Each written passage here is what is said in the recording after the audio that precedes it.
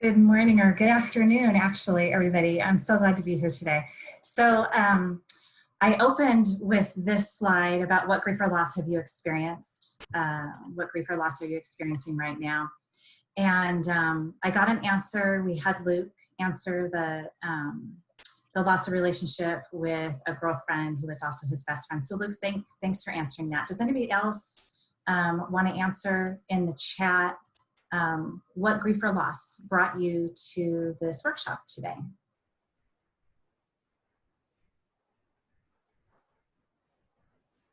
All right, that's all good. So, okay, so we got an answer, loss of mom from 3 years ago, and I am so sorry for that loss. I can't imagine how devastating that was for you, and I'm really, really glad that you're here today. Well, I didn't open with that to put anybody on the spot. I asked because the truth is we're all grievers. We all have losses. And it's the one thing that everybody in this workshop shares in common. We all grieve at 100%. There are no 50% grievers. While all of our losses are different and the intensity that we feel them is different, the truth is we all grieve at 100%. And the loss that we feel is unique to each individual. And the fact that we are all grievers is shared. So as Yvette said, my name is Gina Thompson. I am a certified grief recovery specialist, certified and trained by the Grief Recovery Institute, which is a nonprofit institution that started over 35 years ago. I'm not a therapist or a counselor, I'm just a normal person. And because of the recovery I've experienced from grief, I have a heart and a passion to help other brokenhearted people. Well, over 10 years ago, I had a major falling out with my family, and unfortunately, it was the death of that relationship. In fact, I realized recently it's been 16 years now that I have not been in touch with my entire side of the family. And it was a devastating experience for me. I was numb. I wasn't present in my own life as a wife, as a mom, as a friend, or even as an employee. I thought I would be devoured by my grief. I was completely heartbroken. A good friend suggested therapy, and in therapy, I was introduced to the grief recovery method. A little bit about grief recovery. John James developed and has refined the grief recovery method over the last more than 35 years. Like me, he's not a therapist. In fact, he comes from a construction background. John's infant son died, and when that happened, he was looking for information and looking for recovery from his grief. Unfortunately, what he found was a lot of intellectual advice about how to get over the grief that he was experiencing after the death of his infant son. But see, that would all be great if John had a broken brain. But John didn't have a broken brain, he had a broken heart. And that led him to creating the grief recovery method. There's currently a grief recovery office and grief recovery specialists on every continent, working with the 13 major religions on earth. So let me tell you a little bit about our goals for today. Our first goal is to define what grief is, discuss the 6 myths about recovering from grief, discuss why grief is individual and unique, and learn how to respond to others who are experiencing grief. Well, throughout this workshop, I'm going to be asking you guys some questions. So if you'll have your chat ready, I would love that, because I would love to interact with you and learn more about what you're at, where you're at, and what you're experiencing in your grief and your loss. So be prepared to give your responses in the chat today. So what is grief? Grief is the normal and natural reaction to loss of any kind. But almost everything we learn about grief is not normal, is not natural, and is not helpful. And I just want to throw this out there that, the shortest verse in the Bible is Jesus wept. And I always go to that when I think of an example of a healthy way to grieve. Jesus grieved. And to me, that's an example of what's normal and natural and healthy. Grief is also the conflicting feelings brought on by the end or change in the familiar pattern of behavior. And then our last definition is grief is the feeling of reaching out to somebody who has always been there, only to find that when you need them one more time, that they're no longer there. What causes grief? Grief is the broken hopes, dreams, and expectations that we have for the future, the things that were unsaid or not said enough, and the things that we wish had been different, better, or more. All right, so here's an opportunity for you guys to to give me some of where you're at and some info that you have about what causes grief. Well, there are 43 life events that can cause a major grieving experience. So what are some other common losses? What are some other losses that people experience? And I'm going to add them here to this side as we're talking about it. So what else, what other kind of losses do people experience that can cause grief? Like I said, the two most common are death and divorce. What about pet loss?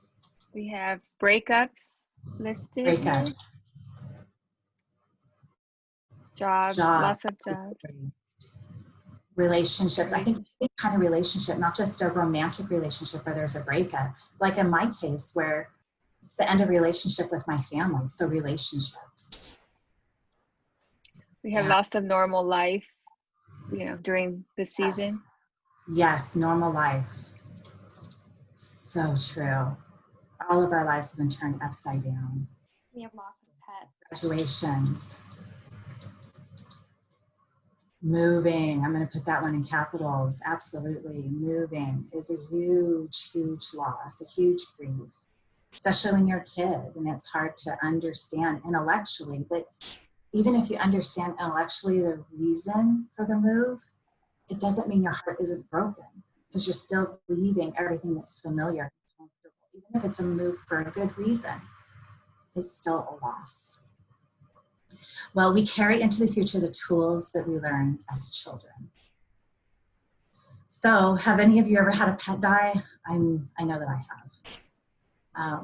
We had a family pet when my kids were in kindergarten and third grade, a dog, and his name was Blue.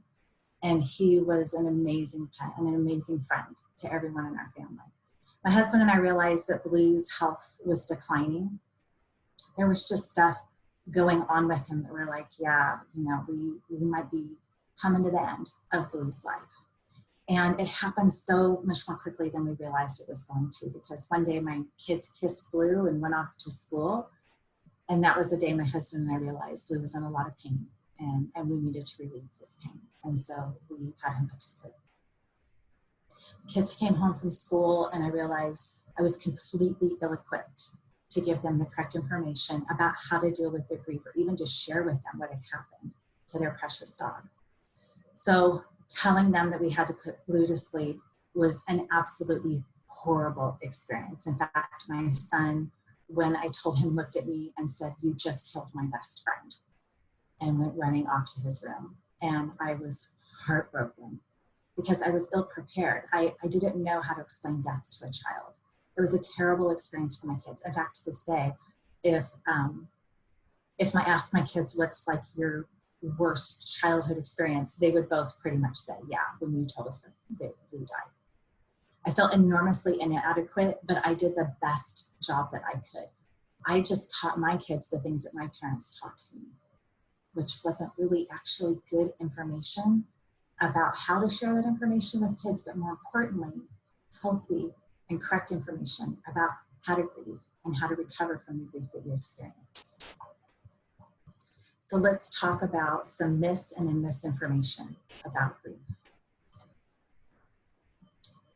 And okay.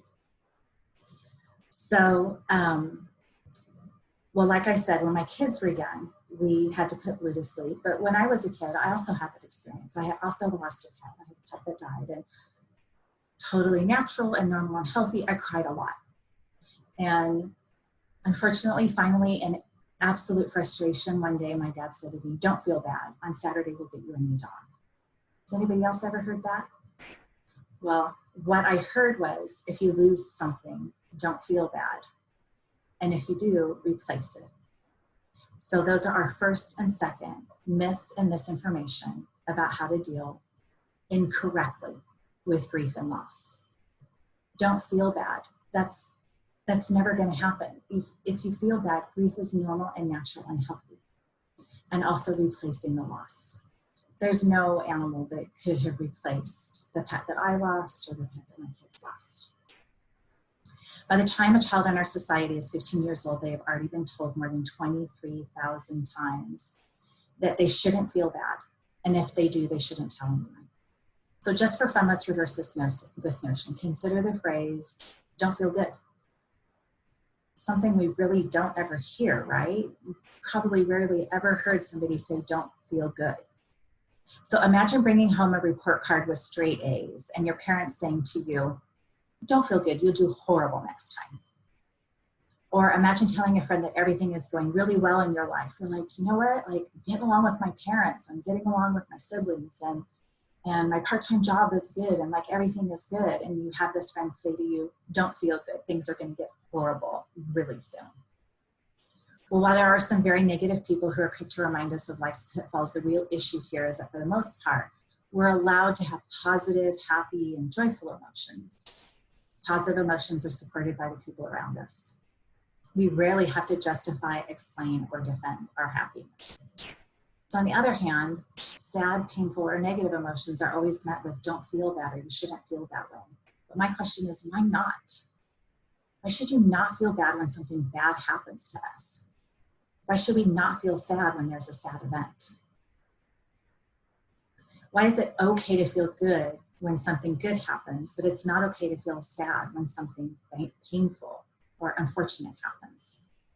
It is normal and natural, it is normal and natural to feel happy in response to positive events. And it's equally normal and natural to feel sad in response to negative events. Feeling good is not a problem, and feeling bad or feeling sad is also not a problem. Feeling bad just is, and feeling good just is.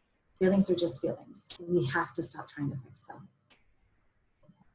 Well, like we said when we were talking in the beginning about some of the grief and loss that we've experienced, how many of you have moved from one home to another before the age of 15?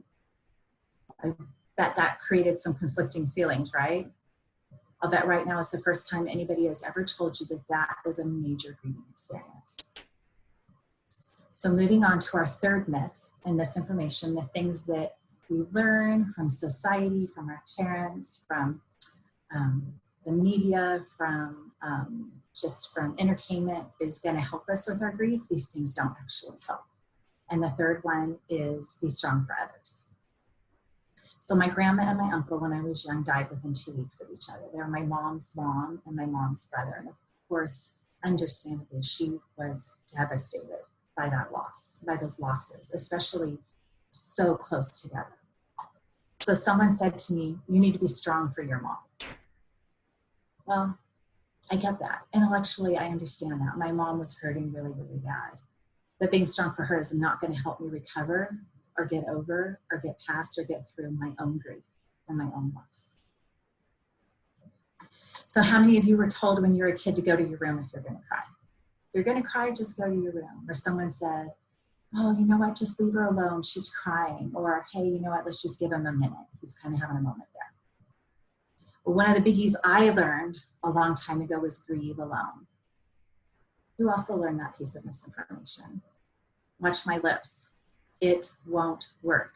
Grieving alone will not work. It will not help you recover or get over the grief that you're experiencing. So let me tell you a little bit, a little story. One of the first things that I learned when I did my own grief recovery work was to not grieve alone. And it's one of the things it became a rule in my home with my family. Like, if you're going to grieve, you are not allowed to grieve alone. And so my son is a Marine Corps veteran. And when he was in training for his Marine Corps service, he had gotten his orders, and his orders were going to tell him after training where he was going to be stationed. And his initial orders said that he was going to be stationed at Camp Lejeune in North Carolina. And we're like, okay, so we're on the West Coast. I live in Los Angeles County. And so we're like, okay, so that's all the way on the other side of the country, but that's okay. We'll still be in the continental United States. We'll still be able to go and see him. And he was still dating his high school sweetheart. They had been together for several years, and their plans were one day to get married. And she's like, that's okay. You know, she had family on the East Coast, and she was starting nursing school. She got a nursing program to begin on the East Coast. And life was really good. And we were excited. We're like, okay, this isn't convenient because there's a Marine Corps base just a couple hours from our house, but that's okay. We'll go see it on the East Coast. Well, unfortunately, my son also served with a young man whose dad was a Marine officer. And this young man was set to be stationed in Japan. And the dad said, my kid's not going to Japan. And so they swapped my son's orders with this other young man's orders. My son was understandably very, very upset because his orders were to serve in Japan for 2 years, away from his girlfriend and from his family, and it just was really unexpected. Like I talked about at the beginning, change is also the conflicting feelings brought on by the end or change in the familiar pattern of behavior. And even though this wasn't like a long time thing, we had anticipated one thing, and then this wrench got thrown at us, and so we were all grieving. So my son called my husband. He said, hey, this is what's going on. He let him know what happened. They gave my son some time to reach out to his family and let us know what was going on. He said, would you call mom and let her know, because I'm going to call Maddie. That was his girlfriend. I'm going to call Maddie and let her know that my orders have been changed. I'm now going to North Carolina. And so I was at the car wash. My husband called. He told me what's going on. I was anticipating Maddie's phone call. Things were good. Maddie called and she said, hi, Gina. And I'm like, hi, honey. I'm like, I'm so sorry. She said, Mike said I'm not allowed to grieve alone. And I said, that's right, sweetie. You're not allowed to grieve alone. We're going to grieve together. And so we cried and we were frustrated and disappointed together. And so to make a long story short, because I've had people ask, okay, what happened to your son and Maddie? He got some leave before he had to go to Japan and came home and proposed to Maddie. And 5 days later, they got married. And they have now, just last week, celebrated 8 years of marriage. And I have a beautiful granddaughter. And so they made it work. They were separated for 2 years on 2 different continents, but they made it work. But the point being, grieving alone will never help you recover from your grief or from your loss. All right. Our 5th myth and misinformation is just give it time. So the myth that time will heal is like having a huge gash on your arm that is pouring out blood and saying, I'll just give it time. It'll heal. Well, in fact, I'm sure we all know people who have been grieving the same loss for 10, 20, 30, even 40 years. They've been bleeding to death internally. Time does nothing to heal your broken heart. And finally, how many of you have heard, I just need to keep busy? Like somehow keeping busy is going to make the grief go away. All it's going to do is mask your grief. I have to be honest with you, that's my go-to when I'm grieving. When I am grieving something, I just keep busy. I'm like, oh, well, I need to sweep the floor, I need to clean the house, or I need to reply to emails. I find something else to do so that I don't have to deal with my grief, so I don't have to feel my grief. It's not going to help. Keeping busy will never do anything to help you with your loss. Loss is cumulative and cumulatively negative. It doesn't get better with time. In fact, it actually gets worse. So where do we feel that loss? We feel it right here. We feel it in our heart. And if you have a relationship loss or a romantic loss or a loss of any kind, you feel it in your gut, not your head. Like I said, John didn't have a broken brain. He had a broken heart. All that emotion starts to build up and it gets into your throat. And it's like you're choking off that emotion and you're going to pull out all these categories. You're like, I'm starting to feel all these emotions. So I'm going to stop feeling sad, or I'm going to use my head, or I'm going to grieve by myself, or I'm just going to keep busy, or I'm going to replace the person or the pet or the job. And now it's like a trash compactor and you're trying to push all of those emotions down. And once all those emotions get pushed back down, it's like a pressure cooker or a tea kettle with a cork. Our bodies are not meant to hold on to all of that inside of us. Just like anything with pressure building up, it's going to explode. You know, the truth is, how many of you have your happy face on when the truth is you're bleeding to death inside? You know, I've been there. The other thing that happens when we start using our intellect or our mind to deal with the emotion or the feelings is that we isolate ourselves.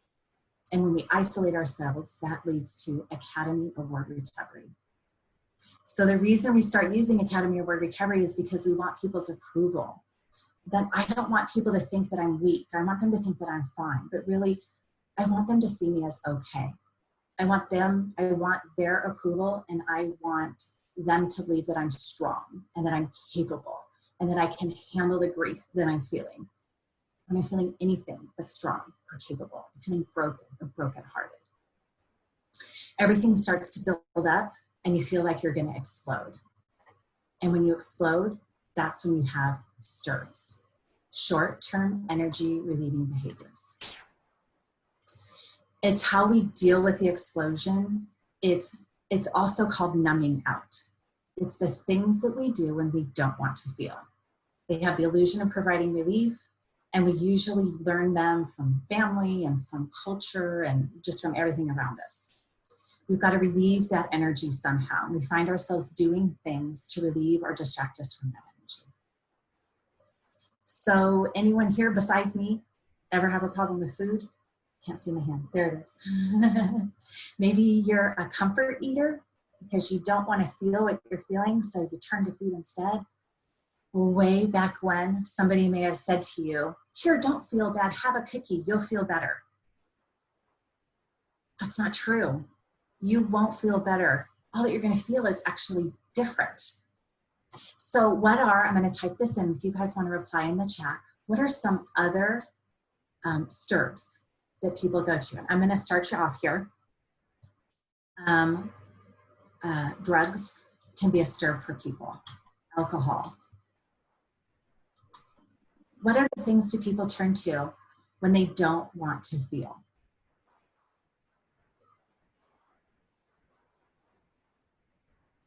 Any thoughts? What are some of your peers doing that they don't want when they're running? Okay, so I'm going to address that one. It could be running away from your problems, but it could also be like physically running. So somebody asked me once, is exercise a STIRB? Well, the great things about STIRBs, about short-term energy relieving behaviors, is you're the only one who can decide if it's a STIRB or not. So I would say that exercise is never never something I would turn to in terms of relieving stress or anxiety. It's not a STIRB for me. And so, but for some people, it's just the way that they are. It's the way they're wired. So I have a friend who asked me, Gina, I exercise, I go running. Like, is that a STIRB? Am I like trying to avoid my problems? So we talked about it. I said, you know what is your end result? What are you doing when you're running? She said, I'm clearing my head, I'm praying, I'm centering, I'm thinking. I said, that sounds like self-care to me. That doesn't sound like a STIRB. So for her, running wasn't a STIRB.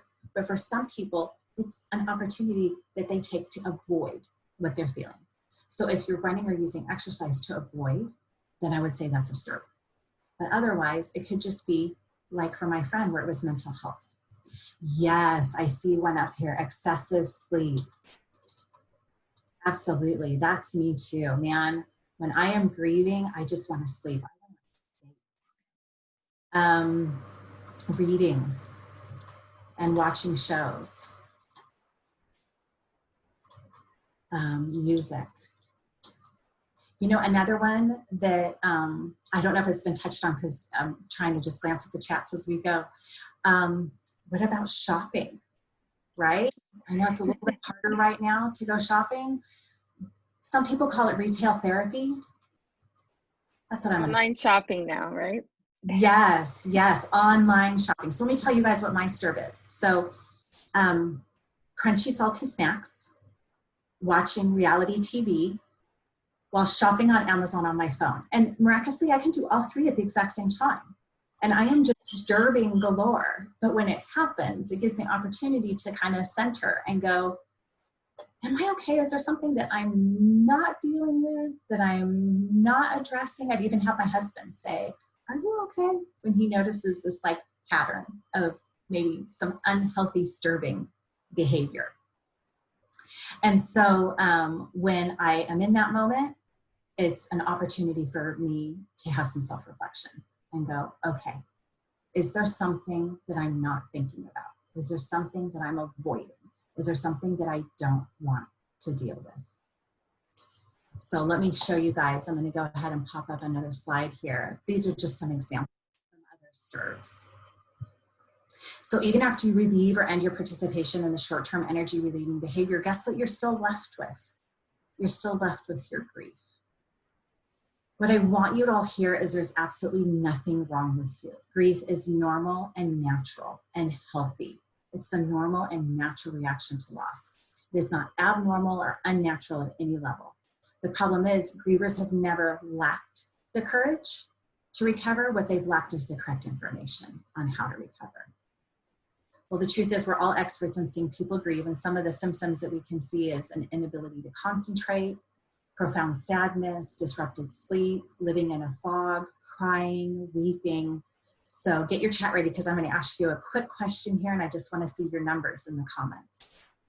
So there's a research study done years ago that identified 141 comments that grieving people heard in the first 3 days or 72 hours following the death of somebody that was very important to them. The grieving people themselves said that some of the comments, some of the 141 comments were helpful and some weren't. Does anybody want to guess in the chat how many of the 141 comments were helpful and how many were not helpful? So let's start there. How many of those 141 comments do you think were helpful? 10. 10. 10. Yeah, I've got 10 a couple times. That's a pretty good guess.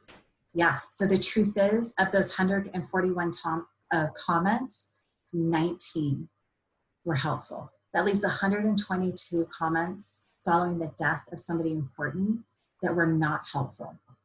Just about 85% of the comments a person heard were not helpful, and the number one thing was, I know how you feel. I'm never going to tell you I know how you feel because I don't.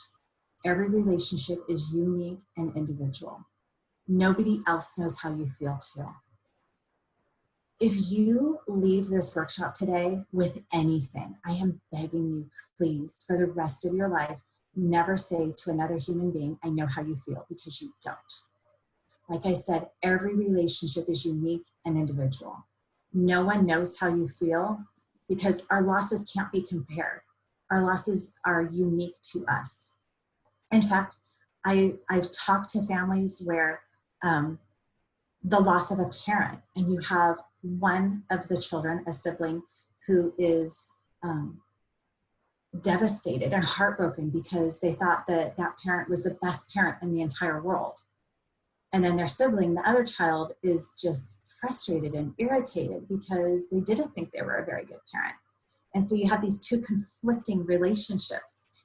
To say, I know how you feel would not be true because, like I said, every relationship is unique and individual. And so, like we don't compare losses, saying, I know how you feel is basically saying, I'm going to compare my loss to yours. I don't want to do that. So for the rest of your life, please don't say that. Grief is unique and individual. No one knows how you feel, and losses should never be compared. So what a grieving person most wants and needs is to talk about what happened in the relationship to the person that it happened to. So here are some helpful things to say to the griever. I can't imagine how you feel, or I can't imagine how painful or devastating or heartbreaking that must have been for you. Every relationship is unique, and therefore every griever is unique. You cannot know how they feel. So there's always a truthful statement that will never offend the griever, to just say, I can't imagine. And then you can honestly just leave it blank after that. You don't have to say anything after that. You can literally just say, I can't imagine. Listen with your heart, not with your head. And this is probably one of my favorite graphics in the entire world. Be a heart with ears. Allow all emotions to be expressed without judgment, criticism, or analysis. The one thing you can do is ask, what happened? Most people avoid this question. However, most often we find that grievers feel isolated because most people will tend to avoid them as if nothing happened. This can be very isolating for somebody who's grieving. Follow their words in your head as they're spoken. In other words, stay in the moment while they're speaking. If you leave the moment for 1 second, you will have just become an unsafe person for the person to talk to about their grief. And then finally, be empathetic. This means that if you tear up during the story, let that be okay with you. You're a human being who's communicating and being a heart with ears for another human being. By doing this, you set the tone that talking to you about their grief and loss is okay, and that you're a safe person to do that with.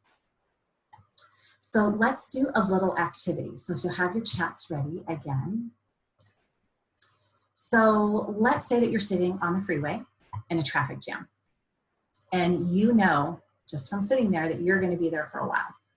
So you're either the passenger or the driver. It just really doesn't even matter. So what are you feeling? Add in the comments what you're feeling during that traffic jam. Annoyed, yes.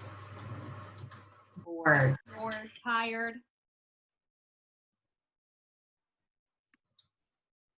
Anything else? Anxious. Absolutely. Yeah, definitely. So let's then, now that we have an idea, okay, we're in this unexpected traffic jam and we have all of these feelings. Now let's talk about everybody's got feelings and Corona has come to town. So tell me what you're feeling about Corona, about this virus and how it's affected your life. How are you feeling about it?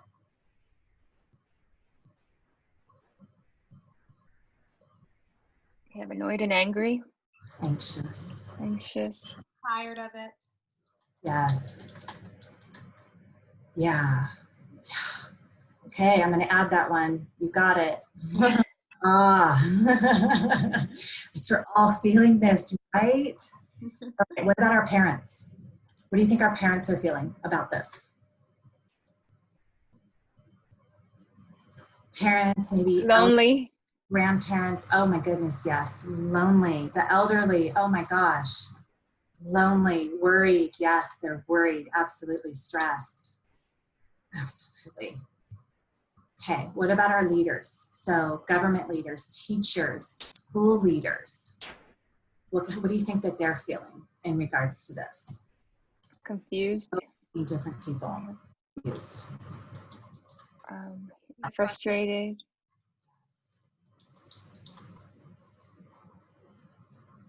What else are they? Helpless. We heard. Yes, definitely. Stressed. Totally. All of those things, right? All right. What about our grocery workers and our nurses? And Overworked. does not want to let me add anything. So that's okay. We'll just do this. Okay. What about our grocery workers, our nurses? Tired of working. You know, guys, I'll tell you, my closest girlfriend and my daughter-in-law are all nurses. And this has just been a really interesting and tiring season for them. So overwhelmed. Tired of working. What else do you think they're feeling? They have threatened up here. You're a grocery worker. Gosh, thank you so much. You guys are working so hard. Definitely. Yeah, it's such a crazy, crazy time. Well, you guys, you can see from this kind of interactive thing that everyone has feelings, right? That and in this case with Corona, all of our feelings are on the brim of overflowing. Remember, everyone has feelings in this. So grief recovery has taught me to give grace to all sorts of people in their life and what they're experiencing. Because everyone, as you can see from this slide that we're sharing, everyone in this story has feelings. Everyone in this life has feelings. Sometimes we get so insulated that we forget that there's other people who have feelings in regards to the loss that we're experiencing also. Myths and misinformation keep that emotional energy inside of us. And it stuffs those feelings inside. Imagine, like I said, it's like a tea kettle. It's going to explode. And we all have feelings that are stuffed down and they could explode. And kids, youth, they start doing things to deal with that, right? They start doing drugs and drinking alcohol. And the truth is, they need a healthy way to identify those feelings. So this slide, I'm hoping, is giving you an opportunity to see that everyone around you, and whatever the grief is, has feelings as well. But there's some things you can do to help some of the people around you with the feelings that they have. It's important for you to know that you have feelings and to give voice to them, just like we did. We gave voice to the things that you're feeling, and to give voice also to what somebody else is feeling, that they have feelings too. So The ways to relieve the grief that we are feeling. Well, when we name the loss, it takes away some of the power. Giving name and voice to the loss takes away some of the energy to the feelings that result from that loss. So even just talking about what you're feeling can help you deal with that energy, so you're not going to stir. So you're not going to short-term energy relieving behaviors and doing unhealthy things for your grief and your loss. Naming the loss and the feelings it generates keeps us from exploding later. And you also realize that others have feelings too, and that also helps us give grace to others. Be a heart with ears. Like I said, that is just the one thing you can give to any griever, to anybody who's feeling something painful. Be a heart with ears. You don't have to fix them because they're not broken. They might be brokenhearted, but they're not broken. So you don't need to fix them. Help others make choices. So what choices do they have? So if they're grieving or they're struggling to identify their feelings, call someone for help, or maybe journal or something to get those feelings out and help them see that stirs are not the answer. I have, if I can get to it, some additional resources. So I am going to copy right now and paste into the chat this link. If it will let me, hold on one second, because this is going to give you access to 3 ebooks that I'm providing. There's 3 that are in English, 3 English ebooks, and then 2 that are in Spanish. All right, there's that link. That is going to take you to those ebooks. Copy that now. Paste it somewhere safe. All right? I want you to have access to this.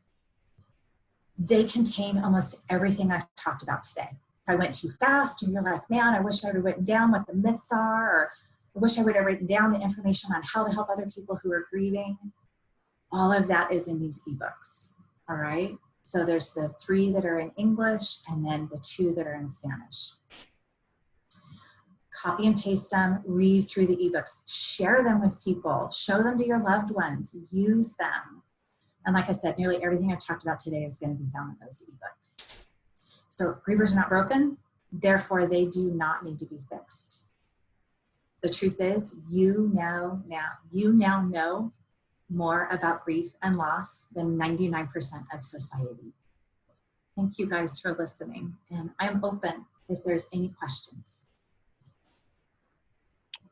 I also want to mention that this session is being recorded, so we will also have it up on our Foursquare Next Gen page, and you can always go back to and share it with someone if you like, or re-listen to it and see if you missed anything and you want to go back. So we'll have that available. And if you guys have any questions, you feel free to reach out to me. Here's my information. It's also at the bottom of the ebooks. I'm happy to help in any way I can. I'm honored to be here today, and I really hope you are able to take with you some good information about grief and loss and recovery from grief.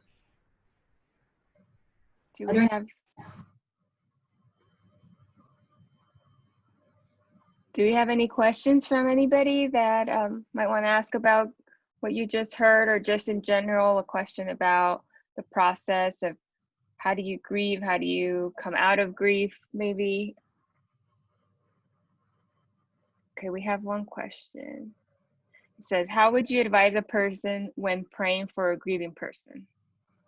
So I'm going to interpret that as, how would you advise somebody to pray when they're praying for somebody who's grieving? So that's how I'm interpreting this question. I would pray that they would give themselves permission to grieve. They would give themselves permission to feel everything that they're feeling, and that they would know that what they're feeling is normal and natural and healthy. And like I said, everything we learn in society about how to deal with grief is not normal, it's not natural, and it's not healthy. Grief, Jesus wept. He showed us grief is normal and natural and healthy. Jesus was heartbroken. Being heartbroken is okay. You can still be heartbroken and live your life and do your life. And so that's what I would say. I would say, I would pray that they would be gentle with themselves and give themselves permission to grieve. We have another question that says, what does it feel like to come out of grief? You know, the great thing about recovery from grief is that you get to hold on to all of the good memories that you have, and you get to deal with and let go of everything that was painful in that relationship. So for me, it's letting go of anything I wish had been different, better, or more, and knowing that it's okay to let go of the hopes, dreams, and expectations that I had for that relationship. So for me, when I have done my own grief recovery work with the relationships in my life, it's very, very freeing. I feel free. And so that's how it feels for me. I have a question about the timeline of grieving. You know, sometimes people kind of want to rush you and tell you, okay, you need to get over it. You need to, how would you answer that? Like, you know, when it comes up. The timeline of grieving. So I kind of think of grief like a big plate of spaghetti. There's no up, there's no down, there's no right, there's no wrong, as long as you're giving yourself permission to grieve. There's also no timeline. With the grief recovery method, we do have a process. It's an action program to help you recover from your grief. And so recovery is possible, but I would say giving yourself permission to grieve and feeling what you're feeling, and to not put that pressure on yourself that you just have to get over it, and that that time is going to heal. I think that's probably one of the biggest myths, and I hear it so much, you know, oh, just give it time, or, oh, you know, it's been 10 years, get over it. It doesn't work that way. Unfortunately, it just doesn't work that way. So realizing that it's kind of like a big plate of spaghetti. There's no real up or down or in or out, but recovery is possible. Thank you. That's great. So we have another question. Let's see. We have Rosie, who is a pastor's wife and house members of her church in grieving the losses of loved ones. What do you say? What do you not say?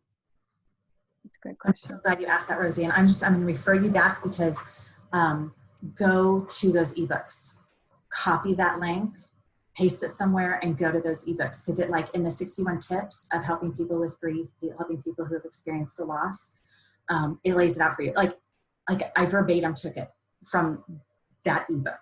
Like what I said in my presentation is exactly what it says in the ebook, because it's such good information.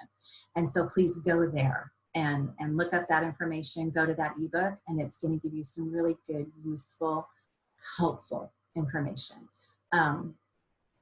Like I said, saying to somebody, I can't imagine, or I can't imagine how frustrating or disappointing or heartbreaking. You don't have to fix them.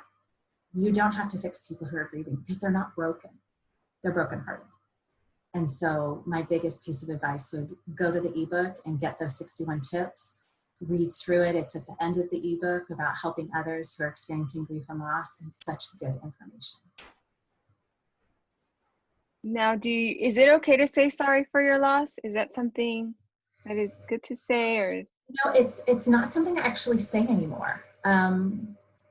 Well, I do, because I know how heartbroken I've been in experiencing my own grief and loss. And so that empathetic side of me, I don't know how they feel, but I know how I felt when I've experienced loss. So I do say, I'm so sorry. But I do follow it up with, I can't imagine.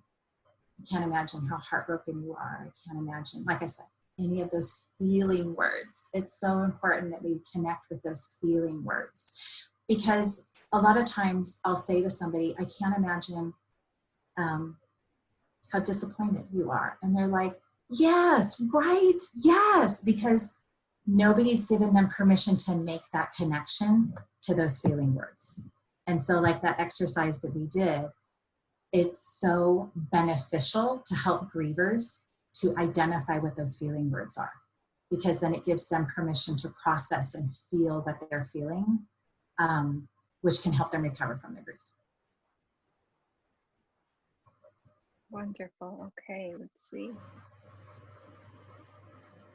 Yes, and I'm reading one of the comments on here, and I agree with you 100%. Absolutely. Yes, it's good to be empathetic as long as we're not trying to fix them or say that we know how they feel. 100% agree with you on that comment in the chat. Now, a lot of times we ask people, is there something I can do for you? Or let me know if there's something I can do for you. And normally, I don't know if someone actually will take that step to ask. Do you think, what do you think about that, saying that to somebody? Is it better to just do it, or is it better to ask? You know, I think it's a kind thing to say, but I think most time the grievers know that, you know, it may not happen, and that's okay. I think it's kind for people to be sympathetic. I kind of ascribe to the theory of we have the griever in the center of a circle, and then we have their immediate support system, and then the people who are supporting them and the people who are supporting them. And so you kind of have to identify, where am I in that circle? So if my closest friend, if something happened to her parent, I'm in her immediate circle. So I would jump in and I would be there and I would support her. Knowing where you are in the circle, if it was, you know, my neighbor's parent, well, I'm not in their immediate circle. And so I'm kind of a couple layers out of that circle. So I can support the people who are in the next level in to that circle. How can I support my friend Vivian, who's very close to my neighbor? I can support Vivian so that she can support Heather, my neighbor. And so I think it's knowing, where are you in that circle kind of support and that kind of circle of influence. So usually when I experience or I come in contact or know of somebody that's experienced a great loss, I really do, I'm cognizant and I'm deliberate about where am I in that circle and what support can I give them. Do I support the people who are supporting the griever, or do I have a relationship with that griever and I go directly to them and I support them? So that's, I don't know if that answers your question to that, but that's kind of how I navigate that. That's great. And I don't think I've ever thought of that sphere, you know, as a circle and the layers, but that makes really good sense. Yeah. Really great. Thank you. You're welcome. Do we have any other questions? Anyone want to ask? We're about to wrap up, so any final questions that you might have?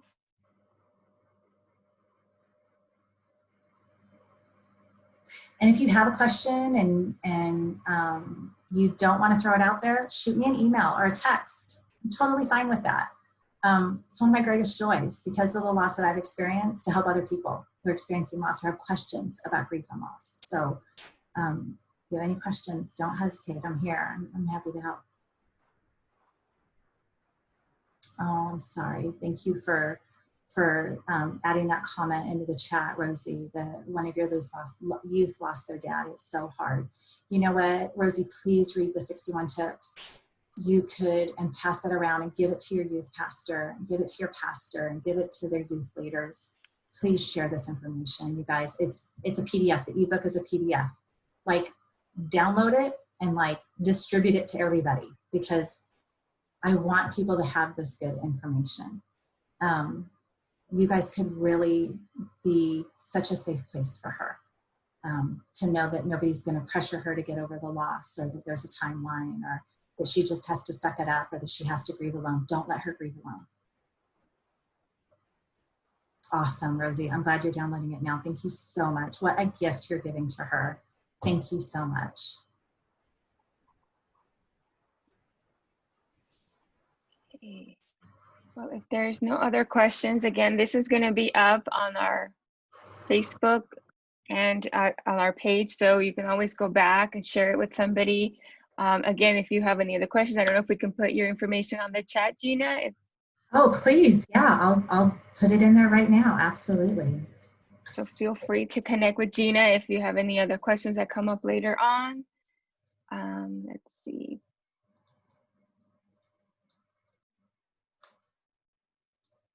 If you are joining us as a group, we love to see if you'd like to share any pictures, just go ahead and put them on Instagram, hashtag #FoursquareNextGen. We love to see how you're coming together. I know a lot of different churches are doing it differently. Some are at home, some are meeting together, and it's really awesome to see that. And the connection and coming together. Awesome. Don't forget to also join us at our last session for our youth summer digital experience at 4 p.m.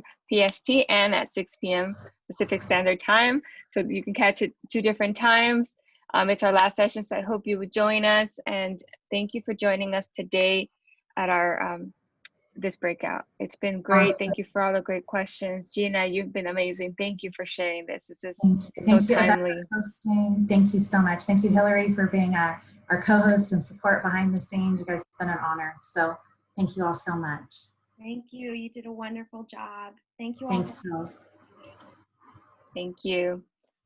God bless everybody. Bye, everyone. Yeah. Bye-bye.